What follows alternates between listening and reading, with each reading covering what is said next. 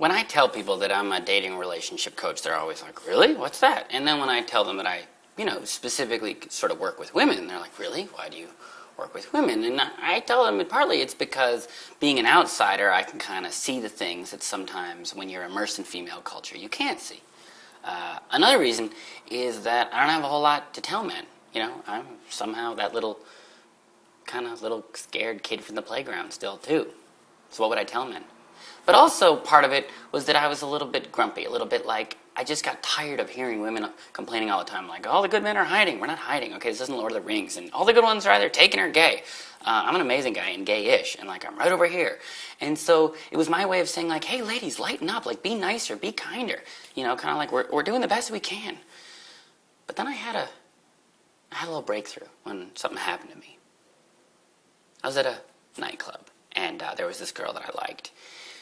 And I think she liked me, but I wasn't really quite sure if she liked me. And the music was, and I kind of rolled up to her all like, right? And, when you go to freak on someone, when you see other people doing it, you're always like, God, that is just so cheeseball. But when it's your turn to do it, you're like, oh, dude, who demand? I demand. Anyway, I roll up to her, and I think she kind of pushes me off. And I'm not even quite sure. I'm just so hypersensitive to being that annoying guy that I'm like, okay, well, I'm sorry. And I backed away all week. And I thought, no, Daniel, come on, get in there. But still, I had this scary, meek, self-doubting energy, and I walked up to her, and again, I don't even really know what I did, but again, it felt like she pushed me away, but I don't even know if she pushed me away. I just backed away when she I don't know, and I backed away. And I was like, why don't women make it easier? Why can't you give me thing? And then I thought, no, Daniel, no. Could she be different? Maybe, but this is about you, man. This is about you, and I just decided I'm going to connect with me. So I go into the corner of the nightclub, and I just start connecting with me, and I close my eyes, and I hear the music, and I'm just like, where's Daniel? Where's Daniel? There's Daniel. And I'm dancing, and I'm just feeling the music. I'm like, where am I? And I'm kind of battling back and forth between I'm a little boy to I'm a gorilla, and I'm just trying to find me, and who am I? And the music's building, and I'm feeling me, and I feel me, and then the music just kicks perfect, and the DJ hits it, boom, and I'm feeling me. I'm like, yeah. Woo, I'm dancing. I'm king of the world. I'm king of the world, and I feel amazing. And I open my eyes, and I look at her.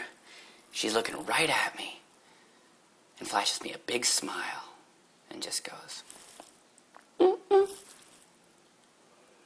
And what I learned in that moment is that, yes, women could be kinder, and maybe sometimes they're petty and they're not always compassionate. That's true. But women are very intuitive creatures. That is their gift to men, is that they can really see things.